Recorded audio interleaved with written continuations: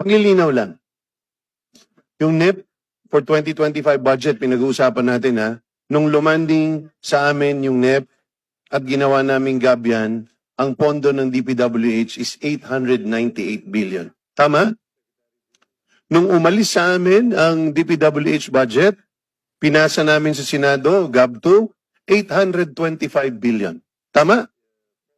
In short, nung umalis sa amin ang DPWH budget, nabawasan namin ito ng 73.7 billion. Correct?